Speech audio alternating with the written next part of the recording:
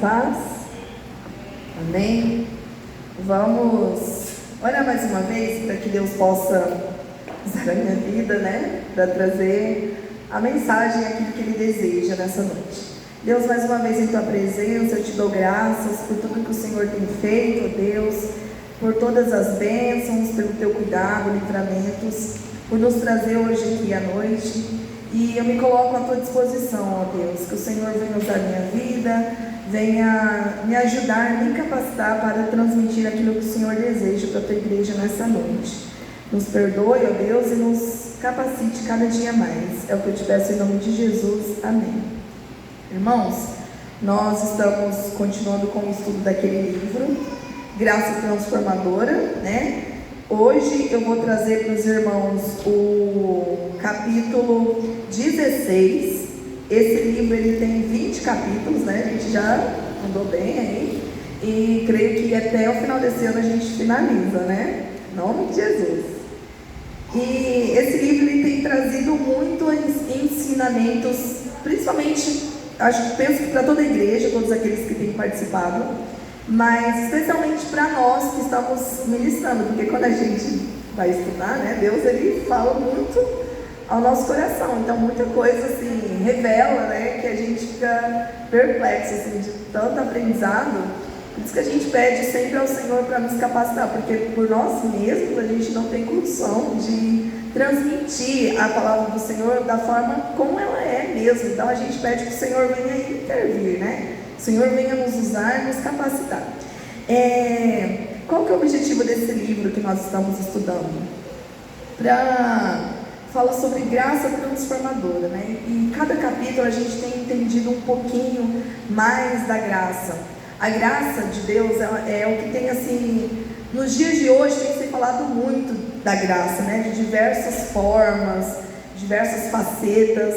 E esse livro ele trouxe muito esclarecimento no sentido, às vezes eu mesmo, não sei o Larissa, mas eu não, nem assim, talvez não conhecesse os termos corretos, né? Toda a parte da escritura ali, da ênfase, né? Mas a gente, de alguma forma, a gente já sabia, mas não sabia os nomes corretos, né? O que a gente, tudo que a gente tem estudado realmente bate com aquilo que a gente acredita, com aquilo que a gente, talvez a gente não conseguisse se expressar, talvez falar, né? Mas eu penso que esse livro tem trazido muita bagagem, para na hora que a gente for conversar com alguém, que talvez venha com uma ideia errônea do que é a graça, porque as pessoas usam a graça aí para justificar os seus erros, para dizer, Jesus já morreu por mim, eu estou na graça, não vivo mais pela lei, enfim, a graça é suficiente. E de certa forma, quando a gente pensa dessa forma, a gente está tirando a nossa responsabilidade, né? E a gente tem aprendido nesses capítulos que a graça, ela é na verdade uma possibilidade de nós interagirmos, a graça não é simplesmente Jesus fez e a gente fica lá passivo, não tem uma interação, e a graça ela nos permite, ela nos possibilita ter essa interação. Aquele que interage com a graça de Deus, ele cresce, ele amadurece, né? Ele evolui. Aquele que fica só a graça é suficiente, Jesus já fez, amém. É aquele que a gente pode dizer que vai com qualquer vento de doutrina, aquele que por muitas vezes vai duvidar, né, das escrituras, ou seja, porque ele não está interagindo com a graça, né? E o capítulo de hoje, ele fala justamente sobre isso, tem um pouco a ver até com o que o pastor leu no início, sobre a multidão de discípulos, né? Não que vai falar sobre isso, mas assim, a ênfase fala um pouco sobre isso, né? Esforço e dedicação. Os irmãos acham que da nossa parte precisa ter um esforço e uma dedicação para permanecer na graça? Sim, então todos concordam, né, que a gente precisa ter esse esforço e dedicação. Então hoje eu creio que é bem mais curtinho, né? Pelo menos os outros capítulos que eu lia não acabavam nunca. Eu falei, meu Deus, eu já falo bastante, como que eu vou? E hoje já deu uma reduzida, né? Porque ele está sendo bem assim, bem sucinto, né? Bem na ênfase mesmo daquilo que ele Está trazendo. Então, esforço e dedicação. Começa com uma frase que diz assim: a graça é o oposto do mérito. Por quê? Oposto, porque nós não merecemos a graça. Todo mundo concorda com isso, né? Bateu o vento aqui e já saiu. Eu peço perdão para os irmãos se a minha voz, porque está tenso esses dias, né? Ar-condicionado, em sala de aula, daí às vezes minha voz some, aí começa a olhar lacrimejar e eu falo, meu Deus, o que está acontecendo, né? Mas enfim, a gente usa muito a voz, né? É a nossa ferramenta de trabalho, então, enfim. Então, assim, a graça é o oposto do mérito, não do esforço. Então, a gente sabe que a graça de Deus, ela não é porque nós merecemos, porque a gente fez algo, ou que a gente vá fazer algo para a gente merecer, a gente já sabe disso. Então, ela é o oposto, né? Não é por mérito, tá? E também não é do esforço. Eu não preciso me esforçar para ter a graça de Deus, mas a gente vai entender que mediante o esforço, quanto mais eu me esforço, eu vou interagir com essa graça. Então eu não vou ser aquela pessoa passiva, só receber, né? Eu vou me esforçar e a gente vai entender o porquê que a gente precisa se esforçar também, né? Então, algumas pessoas, elas enfatizam assim que o esforço, obras ou mesmo a importância das disciplinas espirituais, elas acham que se tiver um esforço, vai meio que chocar com a graça, como se a graça, por termos a graça, a gente não precisa se esforçar. Então, alguns pensam nesse sentido, que se eu me esforçar em algo, se eu me esforçar em ler a Bíblia, se eu me esforçar em orar, se eu me esforçar em vir à igreja, é como se isso fosse um choque com a graça, não fosse chocar, e na verdade não é uma interação, né? Então, quanto mais eu me esforçar, mais eu vou ter da graça de Deus revelada a mim. Então, hoje em dia, nós não somos apenas salvos pela graça, também somos paralisados por ela. Por que nós somos paralisados pela graça? Justamente por isso, porque as pessoas acham, Jesus já fez, eu não preciso fazer mais nada. E isso, ao invés de me fortalecer, de me capacitar para agir mais, para crescer mais, para amadurecer, eu fico, dependendo, né, do entendimento errôneo da graça, eu vou ficar paralisado. E a graça não é para nos paralisar. A graça, ela é para nos ajudar a vivermos aqui nesse mundo, né? Para nós buscarmos a santificação aqui nesse mundo, né? Então a gente precisa se esforçar, sim, a gente precisa se dedicar, tá? Aí, alguns também, né? O autor, ele fala assim: não compreendo a mentalidade daqueles que deduzem que a graça divina elimina a dedicação humana. Os irmãos concordam com isso? Que a graça divina elimina a dedicação humana, que por conta da graça eu não preciso fazer mais nada, né? Então, alguns pensadores, alguns pregadores, enfim, eles acreditam que elimina, né? E isso é um fato inquestionável, que os resultados da vida cristã e ministerial tanto poderiam como deveriam ser potencializados. Então, a graça aqui, irmãos, ela vai entrar como potencializador, ela vai potencializar o favor divino de Deus, né? Divino é de Deus, óbvio, né? Sobre a nossa vida, né? Então, nós já trabalhamos em algum capítulo aí para trás sobre a manifestação da graça como uma força capacitadora, que ela nos capacita. Eu não lembro se fui eu que trouxe esse capítulo, mas eu lembro que eu já falei em alguma coisa também. A gente sempre fala uma coisa ou outra do capítulo anterior, né? Que a graça era como se fosse, as pessoas utilizavam, por exemplo, vamos dizer, a graça, pequei, a graça me alcança, aí eu tenho o perdão do pecado, né? É o que as pessoas no geral acreditam que a graça é, que Jesus veio, morreu por nossos pecados, amém, estou salvo, me arrependi e tal. Mas a graça, na verdade, ela funciona como um potencializador e como uma capacitação para que eu não cometa o pecado. Então, uma coisa é eu cometer o pecado, vou lá, Deus me perdoa, eu errei, eu sou falho, Deus já sabe disso, e Ele nos perdoa. Só que a graça é abrangente, é aquela graça que ela vai me fortalecer a ponto de que eu resista à tentação, que eu, baseada nas escrituras, né, no ensino da palavra de Deus, eu tenha potência, eu tenha força, capacitação para dizer não ao pecado, né? Não é só depois que eu cometi, é para evitar. Por isso que ela é capacitadora, tá? Então, a graça, ela não se limita só à conversão, ela se estende até a caminhada cristã. Quando eu penso que a graça, Jesus me alcançou através da sua graça, eu estou focando apenas ali no momento da salvação, no momento que eu recebi a Jesus, né? Mas a graça ela não é só para aquele momento, ela é capacitadora porque é durante toda a sua caminhada cristã. Em todo o tempo, quando nós nos convertemos, é como se fôssemos um bebê, né? Na fé. O alimento é diferente, aí conforme a gente vai crescendo, a gente vai, né, se alimentando de alimentos mais sólidos, da palavra de Deus e tal. Então, é durante a caminhada. Então, cada um de nós está numa fase da sua caminhada com Cristo. E a graça, ela te capacita em cada etapa, para que você cada vez vá evoluindo, né, vá amadurecendo, até você chegar no dia do encontro com o Senhor.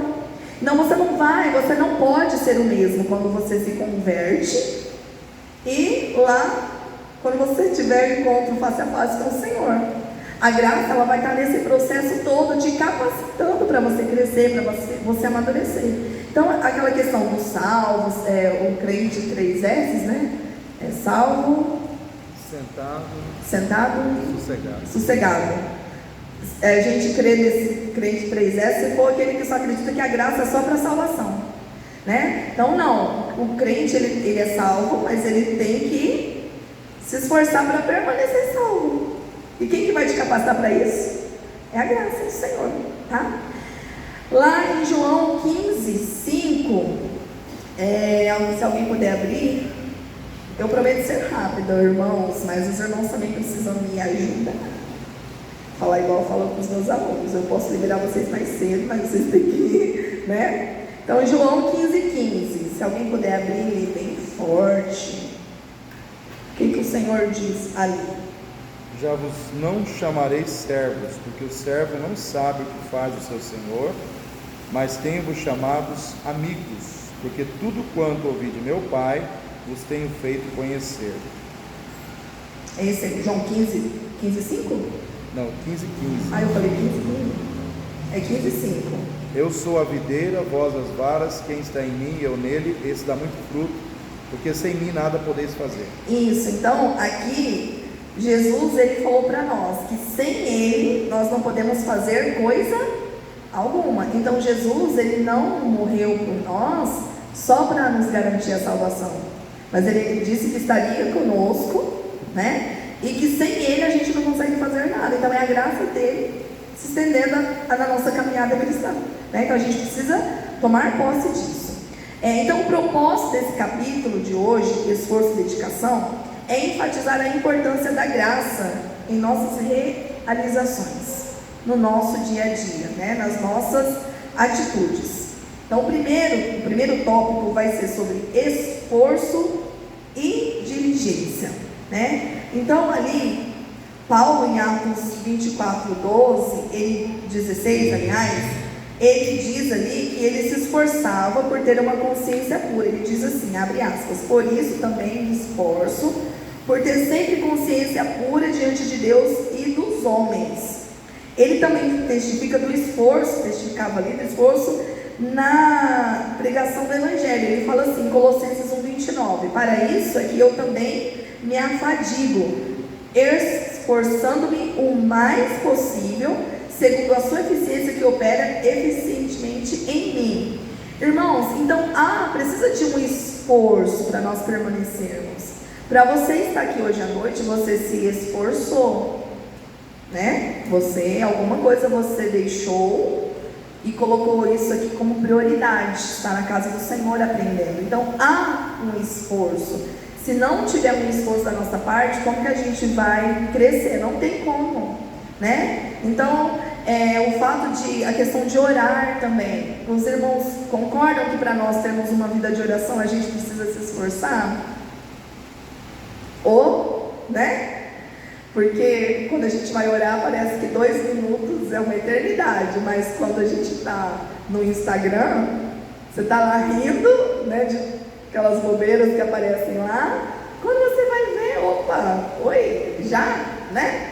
Então, a gente precisa de um esforço. E para fazer a leitura da Bíblia, né? A gente precisa se esforçar ou não? Então, por que eu acho necessário fazer a leitura da Bíblia?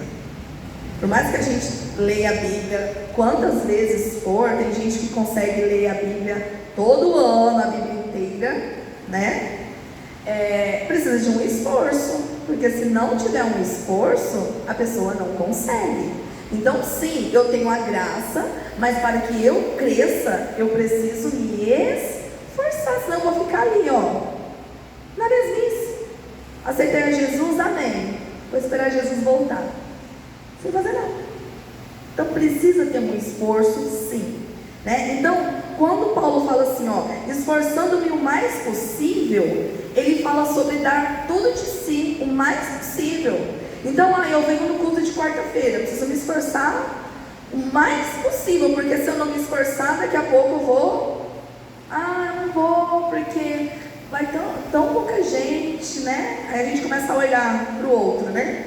Vai tão pouca gente, então, né? Então o outro já não está se esforçando, e daí você acaba indo também e não se esforça.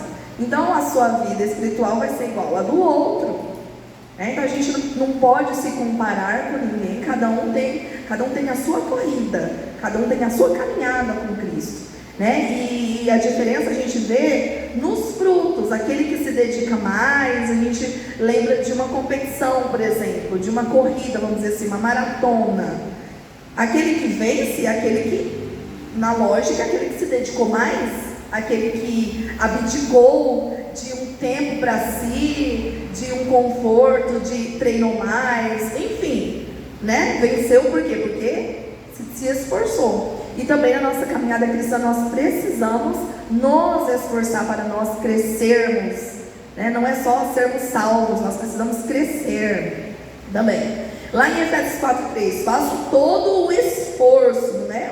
Pouco esforço, todo o esforço para conservar a unidade do Espírito pelo vínculo da paz. Então, só que a gente precisa entender o seguinte também: tudo, irmão, a gente precisa ter um equilíbrio, a gente precisa entender. O que acontece? Quando às vezes a gente se esforça, a gente quer dizer que o mérito está no nosso esforço. Nossa, como que eu sou conhecedora da palavra, porque eu estudo, né? Eu estudo, eu vou na EBD, aí a gente acaba colocando mérito no nosso esforço, e não é, tá? Então a gente não pode, isso não envolve mérito nosso, irmão, da nossa parte, o esforço, tá? Aí ele cita um exemplo aqui, que alguém uma vez falou assim para ele, que ele se dedicava demais. Aí a pessoa ainda falou assim: eu não entendo o nível da sua dedicação a Deus e ao Evangelho. Parece-me que você está tentando merecer aquilo que se recebe por favor e merecido. Nós sabemos que a graça é um favor, aliás, imerecido. Nenhum de nós merecemos a graça, né? Então quando eu faço um esforço de algo, eu vou orar quantas vezes por dia, eu vou ler a Bíblia em 1 ano, em 6 meses, eu tenho que entender o porquê que eu estou fazendo. Eu não estou fazendo isso para merecer algo, né? Então a gente precisa também ficar atento, porque senão a gente pode cair em outro erro, né? Porque às vezes quando a gente se esforça, a gente acaba se comparando com o outro, no sentido de que a gente começa a se sentir melhor que o outro, né? Eu vou, eu faço, eu estou ali, eu estou acolá, entende? Então a gente precisa tomar cuidado da soberba, do se achar, né? Então a gente tem que entender que nós não precisamos nos esforçar para merecer um favor imerecido, que é a graça. Só que daí ele rebateu, ele falou assim: você está equivocado, estou ciente de que tudo na fé cristã baseia-se na graça divina, e que essa, por sua vez, é um favor imerecido. Aí a pessoa, não satisfeita, ainda falou assim para ele: então por que você se esforça tanto? É tipo assim: se é um favor imerecido, já está garantido, então por que você continua se esforçando? Aí ele falou: porque Deus merece. Então, sabe, quando você, o tempo de dedicação que você tem na oração, não é porque eu vou orar para Deus saber que eu estou aqui, né? Para merecer algo, para Deus me abençoar, sem justificativas. Eu tenho que orar para eu ter intimidade com Deus. Eu tenho que orar, eu tenho que adorar a Deus, porque Deus merece. eu não mereço nada. Mas o meu tempo que eu tenho com o Senhor, seja na oração, seja na leitura da Bíblia, é um tempo de investimento que você está tendo com Deus. E quem que ganha com isso? É você. Mas você não tem que fazer para ganhar algo, sabe? Você tem que fazer porque é bom estar na presença do Senhor. É bom você investir tempo com o Senhor. Entende? Então Deus merece a sua dedicação. O fato de você estar aqui não é para você merecer a graça, porque essa você já tem, mas é porque Deus merece que você esteja aqui, que você o adore, que você o busque, que você o conheça mais através da palavra. Deus, Ele merece, é tudo para Ele, é tudo por Ele. Então a nossa prontidão, irmãos, seja de orar, de ler a Bíblia, seja de estar na casa do Senhor, não tem a ver com merecer algo, porque, eu quero merecer um favor a mais de Deus. Não, e sim reconhecer que o Senhor é digno da nossa melhor resposta, porque o Senhor, Ele já nos salvou. Qual é a nossa resposta para o Senhor? Como para essa salvação que nós não merecemos? Qual é a resposta? E o Senhor, Ele não merece uma resposta qualquer, Ele merece a melhor resposta que você puder dar. E como que você vai dar essa resposta? Através do seu compromisso com Ele diariamente. O tempo que você investe com o Senhor, essa é a melhor resposta que você pode dar para Ele. Por exemplo, sabemos que ninguém é digno por si mesmo da salvação. Alguém aqui tem condições, irmãos, de ser salvo? Até semana passada, na outra, não lembro, o pastor trouxe falando sobre a reforma protestante, né? Que lá, por que houve a reforma protestante, né? Em várias situações, mas uma das é que Martinho Lutero, ele não concordava com a forma que a igreja estava lidando, especialmente com essa questão de salvação, né? As chamadas indulgências, vendendo terreno no céu, vendendo perdão de pecado, vendendo isso, vendendo aquilo, né? E então naquela época lá, era quem tinha mais, né? Então, você quer um lugarzinho no céu, tem para pagar? Já pensou as coisas assim, misericórdia, né? Então, irmãos, por isso que veio a reforma protestante, para mostrar que não é só pela graça, né? É pela fé. Então, nós não merecemos, não trata de méritos nossos. Você pode fazer o que você quiser. Nada pode se igualar, nada pode comprar a salvação, nada. Então não é por mérito nosso, mas é por mérito de Cristo, né? Então não significa também que seremos dignos de participar do Evangelho por causa do nosso modo de viver. Porque eu sou santa, porque eu me comporto, porque eu me visto direito, porque eu trato bem o próximo, então eu sou digna do Evangelho. Não, irmãos, não somos. Não somos. Então nós precisamos entender que tudo que a gente faz para o Senhor é dando uma resposta para Deus, né? Não é eu vou fazer para alcançar, não, já foi alcançado. Mas quanto mais você buscar o Senhor, mais você vai crescer na presença dEle, mais você vai ter força para resistir às tentações desse mundo, mais você vai ter força para lutar contra o pecado, né? E mais próximo de Deus você vai ficar. Não é o Senhor que se distancia de nós, somos nós que nos distanciamos dele. A palavra do Senhor fala: perto está o Senhor daqueles que o buscam. Então Deus, Ele está ali no lugar, né? No seu trono de graça, no seu trono de glória. Ele não sai, Ele não se distancia de nós. Mas nós, com as nossas escolhas diárias, muitas vezes escolhas de não buscá-lo, nós acabamos nos distanciando dele, né? Então nós precisamos fazer esse caminho de volta, primeiro reconhecendo, né, o que a gente tem feito, reconhecendo que somos pecadores e que precisamos dessa graça, né? E uma vez que nós temos essa graça através de Jesus, a gente precisa se esforçar, né? Não que a gente vai perder a graça, não vou me esforçar, vou perder a graça. Não, você vai perder a companhia na caminhada, né? Eu acho que é isso que é o mais importante, é você ter a companhia do Senhor na caminhada. É mais leve, irmãos, quando o Senhor está conosco na caminhada, né? Quando a gente tenta ir por nós mesmos, a gente só quebra a cabeça. Mas quando você busca o Senhor, essa graça ela vai te acompanhar na caminhada até a volta dele, né? Ou até que a gente se encontre com ele, né? Lá em 2 Pedro 1,10 diz assim: portanto, irmãos, empenhe-se ainda mais para consolidar o chamado e a eleição de vocês, pois se agirem dessa forma, jamais tropeçarão. Olha aqui que interessante. Empenhe-se ainda mais, ou seja, se você já está se empenhando, irmão, irmã, a palavra do Senhor fala para nós nos empenharmos mais. Por quê? Para nós consolidarmos o chamado e a eleição, né? Se nós agirmos dessa forma, jamais nós vamos tropeçar, né? Então, se eu me empenhar, eu não vou tropeçar. Eu vou ter maturidade para enxergar as coisas claramente e não vou tropeçar. Outra versão bíblica fala aqui sobre diligência, né? Em vez de empenho, fala sobre diligência. Então, a diligência humana deve ser classificada como uma interação com a obra divina. A frase aqui, para consolidar o chamado e a eleição de vocês, atesta essa realidade. Não se trata de produzir o chamado e a eleição, né? Eu não vou me empenhar para o chamado, para ser chamado, para ser eleita, não. Mas é para consolidar esse chamado.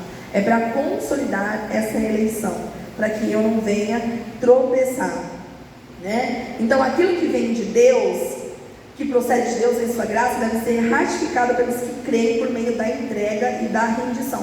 Quanto mais eu me entregar ao Senhor, quanto mais eu me render ao Senhor, né? Mais eu vou consolidar esse chamado, mais eu vou enxergar esse chamado de Deus na minha vida, mais eu vou ter prazer com as coisas de Deus e vou ter repulsa pelas coisas do mundo, sabe? Então, quanto mais eu me esforçar.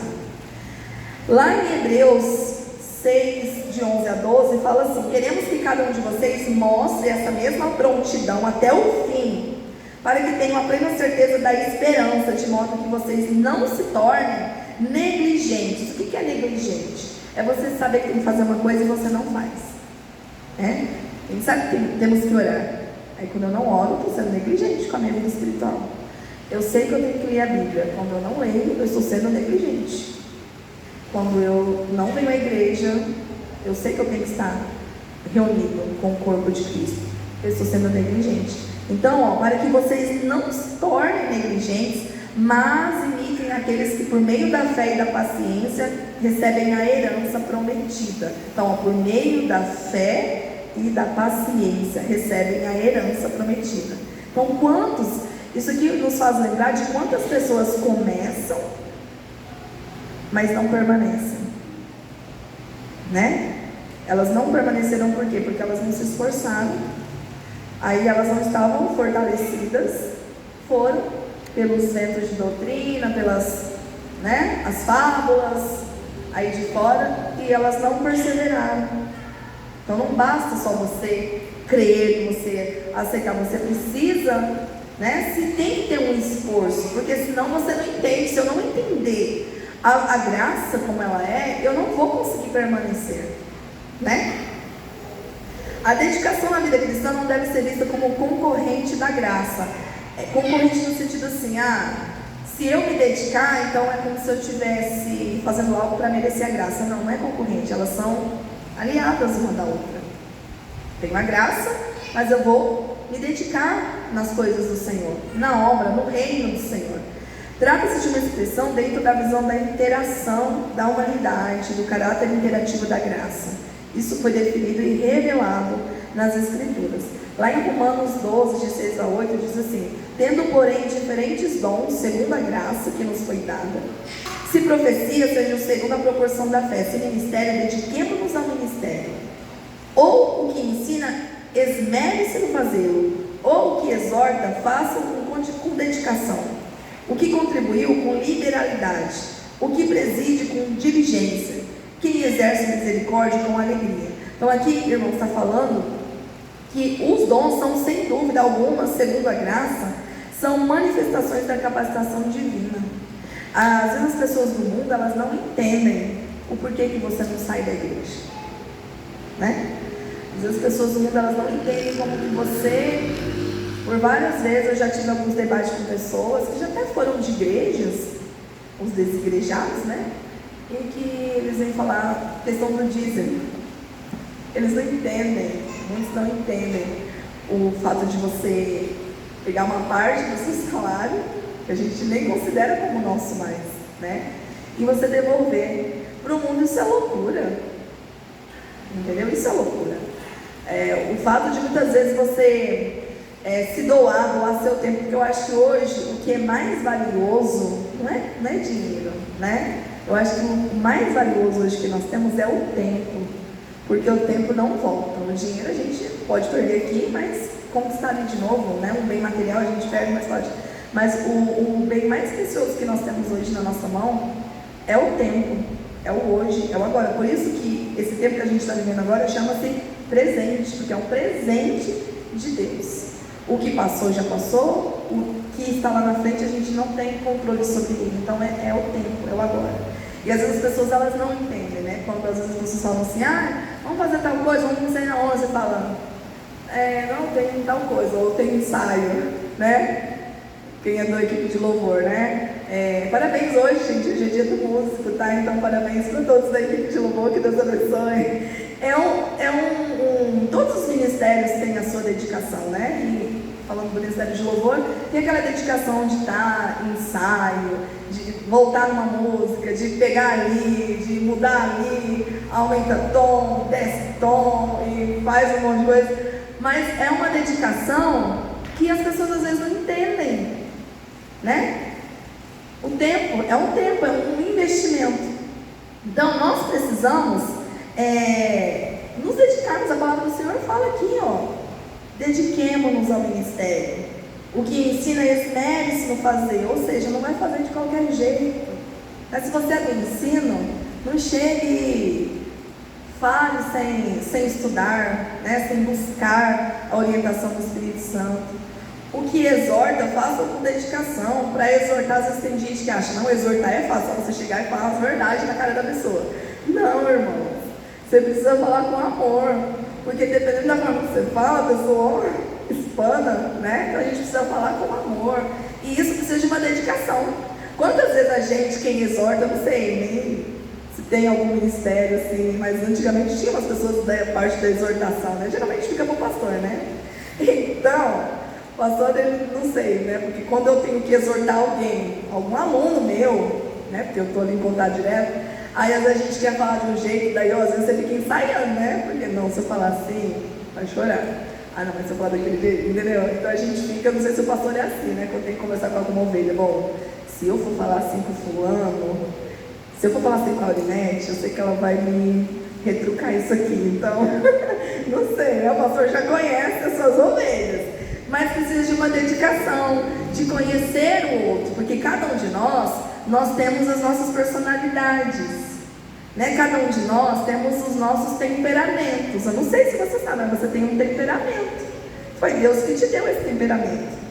A forma que você reage, né, diante das situações é um temperamento. Então, aquele que exorta, ele tem que saber mais ou menos o temperamento do outro, para que ele possa levar uma palavra que vá corrigir, mas que vai trazer uma reflexão também, né? Então isso precisa de uma dedicação, né?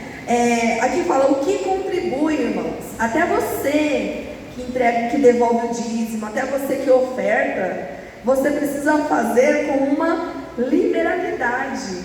Então precisa ter uma dedicação. Se você não tiver um esforço mínimo para ofertar, você não vai ofertar. Seja um esforço. Por isso que eu falo, é um dinheiro que não é seu. Se você contar como seu, você vai pegar para conta de água, para conta da internet. Não é seu. Pronto, né? Então precisa de um esforço. E aqui ele fala assim, aquele que exerce misericórdia com alegria, não é com tristeza não, né? Então nós precisamos dessa capacitação divina, porque se nós não nos dedicarmos, irmãos, se nós não precisarmos, não contarmos com a capacitação do Senhor, a gente não vai conseguir se dedicar, a gente não vai conseguir nada, porque tudo vem dele. Vamos caminhar um pouquinho mais. Nós temos aqui também, pela graça de Deus, sou o que sou. Paulo, ele fala ali em 1 Coríntios, ele fala assim, pois sou o menor dos apóstolos e nem sequer mereço ser chamado apóstolo, porque persegui a igreja de Deus. Então ele já tinha uma culpa ali no cartório, que ele já carregava com ele. Mas, pela graça de Deus, sou o que sou. e sua graça para comigo não foi inútil. Antes, trabalhei mais do que todos eles. Contudo, não eu, mas a graça de Deus comigo. Então, Paulo, ele está falando aqui sobre o novo nascimento dele, né? Porque ele já tinha um histórico. Eu percebi a igreja. Que mérito tenho eu, né? Então, é como se ele percebesse que ele precisava se esforçar mais que todo mundo pelo fato do passado dele, o fato de ter perseguido, mas não um esforço no sentido de merecer algo, mas algo dele mesmo, assim, de querer fazer o melhor para o Senhor, porque ele se sentia em dívida nesse sentido, né? O fato dele ter sido um perseguidor. Então ele fala assim, ele fala, sou o que sou. Então ele sabia da identidade dele e que as realizações não estavam atreladas ao que ele foi ou fez antes do novo nascimento. Só que ele compreendia que ao produzir grandes resultados no reino de Deus, não podia atribuir suas conquistas apenas à sua própria capacidade, porque se fosse por ele, pela capacidade dele, ele nem teria encontrado Jesus, ele teria perseguido por resto da vida. Mas teve a graça de Deus ali, que o alcançou e que o capacitou a realizar tudo que ele realizou. E é referência para nós cristãos hoje, né? Na sua dedicação, nos seus ensinos, no seu zelo, né? Então, ele reconhece que ele não conseguiria, ele fala assim, não eu, mas a graça de Deus comigo. Ou seja, fica evidente ali que ele reconhecia que sozinho ele não conseguiria fazer nada. Então ele não era aquele que fala assim, não, eu sou o apóstolo Paulo, olha quem eu sou, né? Olha o que Deus fez na minha vida, né? Glória a Deus e a mim. Não, ele reconhecia que tudo vinha do Senhor, né? Então a gente precisa desse mesmo sentimento que Paulo. Olha, eu sou o que sou. Nós temos a nossa identidade, nós temos os nossos temperamentos, né? E o Senhor, ele trabalha em nós conforme ele nos criou. Nós temos a nossa personalidade, mas o Senhor, ele vai nos moldando conforme a gente vai interagindo com as Escrituras, conforme a gente vai conhecendo mais de Deus, a gente vai compreendendo aquilo que agrada o Senhor, né? Então, por gratidão, a gente se esforça, não porque a gente vai alcançar algo, não, mas por gratidão, né? Porque Deus, ele merece que a gente faça isso. Lá em Marcos 16:20 fala assim, então os discípulos saíram e pregaram por toda parte, o Senhor cooperava com eles, confirmando-lhes a palavra com os sinais que o acompanhavam, né? Então, assim como Paulo disse que não era por ele, mas porque era a graça de Deus comigo, então quando o Senhor, ele vê um esforço da nossa parte, o Senhor, ele testifica, o Senhor, ele coopera, né? Então, ai Senhor, eu quero te servir. Deus, ele vai ficar muito feliz com isso, né? E ele vai te capacitar, porque você está colocando disponibilidade, você está se colocando à disposição dele. É lógico que ele vai te usar, né? Ele está vendo um esforço. Ele, não que esse esforço é para alcançar algo, mas você quer contribuir com o reino. Quando nós contribuímos com o reino de Deus, irmãos, quem ganha somos nós. Somos nós. Deus, o que Ele tem que fazer nesse mundo, já está certo. Deus, Ele já tem a sua palavra, já tem tudo, né? Tudo planejado, já está tudo. Deus tem o controle de todas as coisas. Mas quando eu falo, Deus, eu quero participar do que o Senhor tem para realizar, o privilégio de quem é? É de Deus? Deus precisa de nós para alguma coisa? Não precisa, irmãos. Somos nós que precisamos do Senhor. Então é uma honra nossa, sabe, quando a gente pode participar de um ministério. É uma honra nossa quando a gente pode abençoar a vida de alguém. É uma honra nossa quando a gente pode servir ao Senhor na igreja dele. A honra é nossa, é crescimento nosso, né? Deus não vai, por causa disso, a gente vai alcançar mais graça, não, né? Nós vamos ser participantes, nós vamos interagir com essa graça do Senhor. Isso é uma honra, isso é um privilégio. Há uma sinergia extraordinária quando se reúne o esforço e a diligência humanas, sem que se deixe de contar com a graça divina. Eu conto com a graça divina, mas se tiver um esforço meu, se tiver uma diligência, uma vontade de trabalhar, algo maravilhoso acontece. Coisas são realizadas maravilhosamente, né? Nós crescemos, nós temos prazer de estar na casa do Senhor, nós temos prazer na caminhada com Cristo, quando nós nos esforçamos, quando há diligência, a vontade de servir, né? Então quando a gente tem vontade de interagir com essa graça, só pode vir coisa boa, né? É bênção na nossa vida. E indo para o segundo e último tópico, tá? Amado e agradável. Esse amado e agradável foi o que eu disse, lembra um pouco do que o pastor falou sobre multidão e discípulo, né?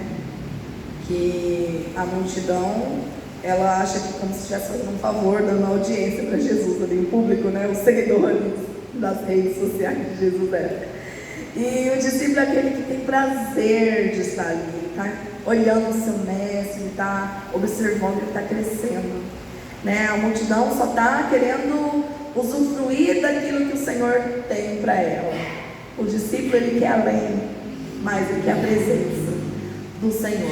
Então, vocês acham, amados irmãos, que há uma diferença entre ser amado por Deus e ter uma vida cristã que agrade o Senhor? Você acha que existe algo que você possa fazer para você ser mais amado por Deus do que você já é? Não, eu acho que se eu orar mais, se eu começar a acordar 3 horas da manhã, Deus vai me amar mais. Vocês acham? Quem acha? Quem vai começar lá? Tem alguma coisa que você, se você, eu não vou no culto de quarta-feira hoje, Deus vai falar, não vou te amar, estou te amando menos hoje. O que é isso? Vocês acham que tem alguma coisa que você possa fazer que Deus vai te amar menos? Quem acha que pode ser amado menos pelas suas atitudes por Deus? Ninguém? Amém, vocês estão certos. Não há nada que eu possa fazer que Deus me ame mais, ou algo que eu possa não fazer, desfazer, que Deus me ame menos. Só que há uma diferença de eu ser amado e de eu agradar a Deus. Há uma diferença. E é isso que a gente vai descobrir, tá? O ser amado por Deus determina o nosso valor e diz respeito com o que Deus é e com o que nós somos. Deus é amor. Então, esse primeiro ser amado tem a ver com o nosso valor diante de Deus. Deus, ele nos ama com um valor assim, incalculável, porque Deus amou o mundo de tal maneira. Então, é um amor que não dá para medir, é um amor que não dá para calcular, para pagar. Ele nos ama, né? Ele ama cada um, ama o mundo inteiro.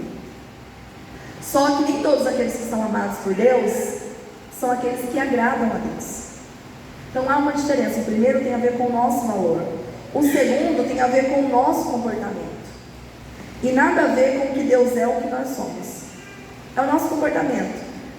A resposta que eu dou, lembra que eu falei no primeiro? A resposta que Deus merece. Então o ser agradável, o agradar a Deus tem a ver com a resposta que você dá para o Senhor. O Senhor, ele te ama, não importa o que você fizer, ele te ama. Deus tem filho preferido? Deus não tem filho preferido. Porém, aqueles que se achegam mais perto dele, aqueles que se dedicam mais, aqueles que investem tempo, que têm prazer de estar na presença do Senhor, esse conseguem receber algo a mais, porque ele está buscando. Ele está buscando agradar a Deus.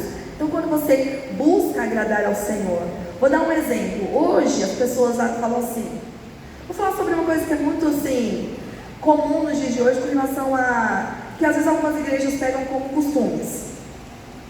Roupa, por exemplo. As pessoas falam assim, tem igreja que você tem que usar certo tipo de roupa, porque é uma doutrina da igreja. Só que muitas pessoas às vezes acabam usando aquilo porque é uma regra, não porque ela entende que o fato dela não se mostrar, ela está preservando o corpo que Deus a deu, né? Ela não está se expondo. Então, por exemplo, essas pessoas que fazem isso, elas fazem sem entendimento, muitas, né? Fazem porque é uma regra.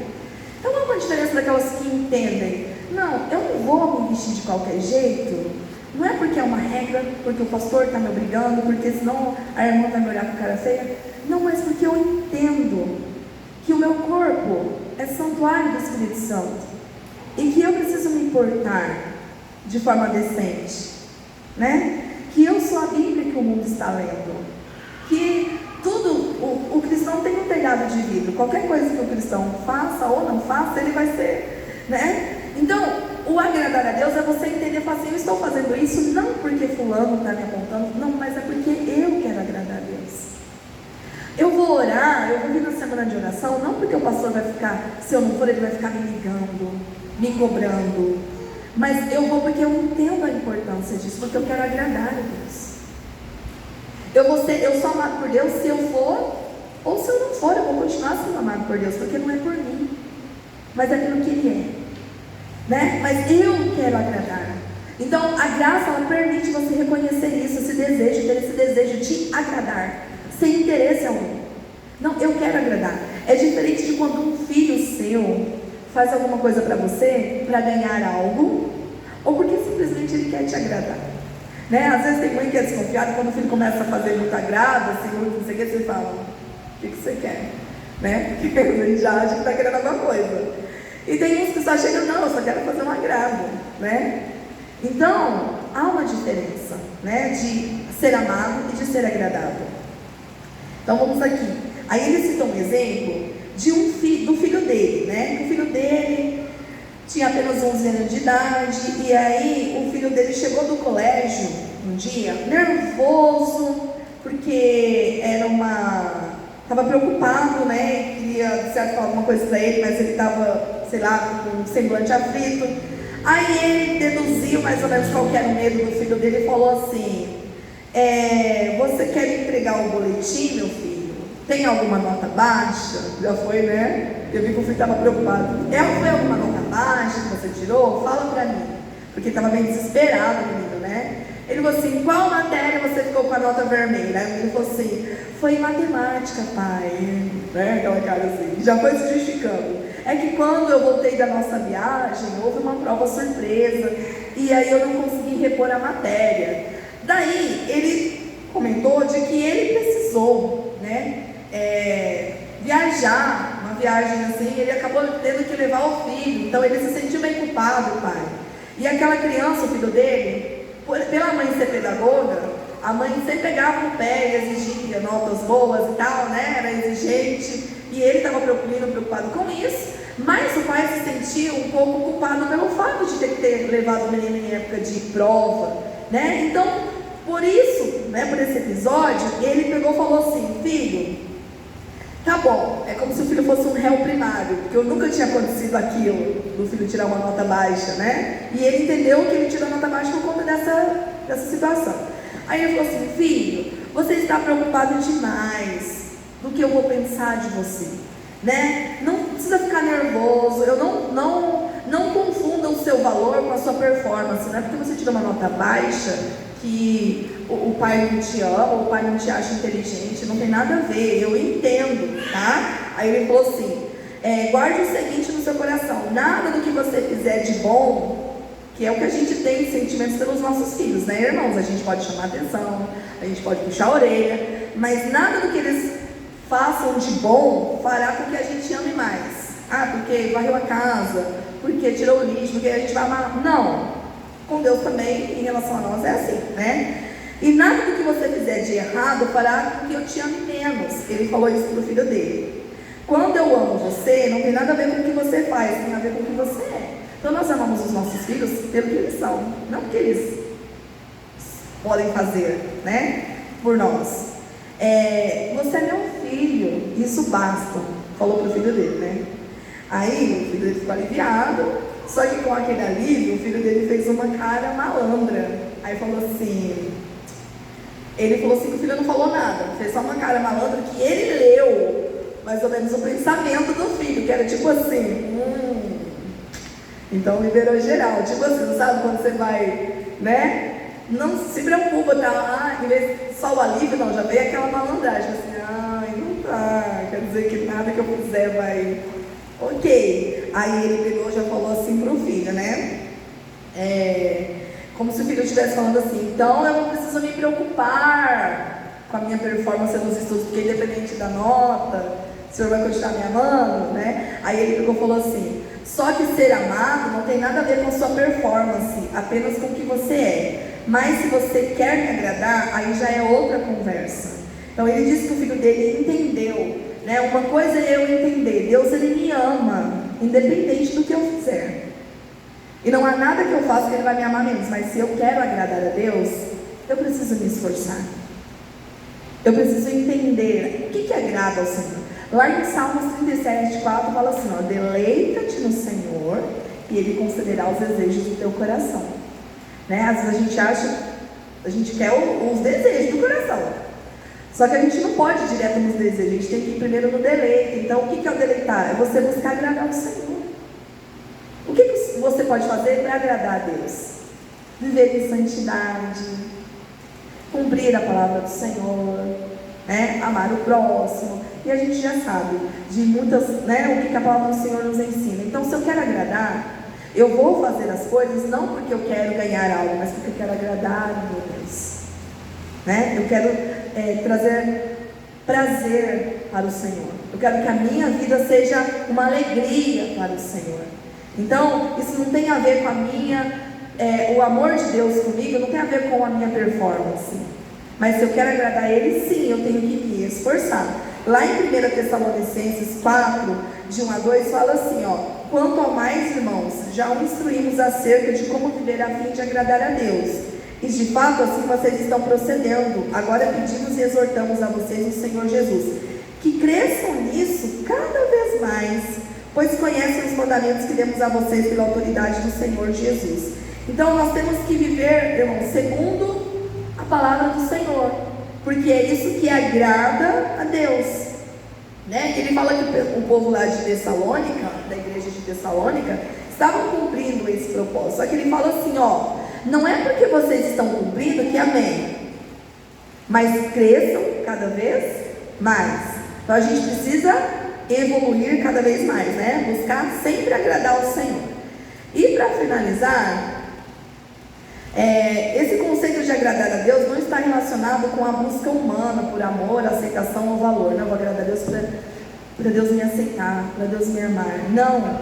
Trata-se de uma declaração do valor que o nosso Criador e Redentor tem para nós. Qual é o valor de Deus para você?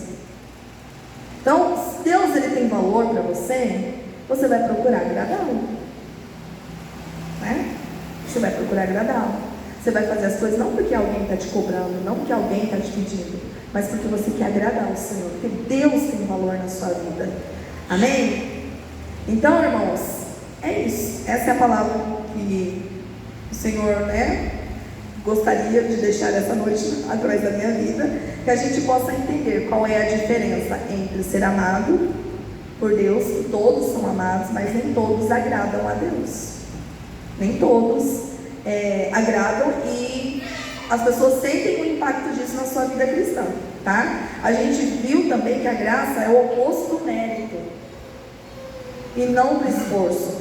Então a gente precisa entender, né, que a graça eu não mereço ela, e nem o esforço também vai me levar a ter mais graça, mas eu vou interagir mais.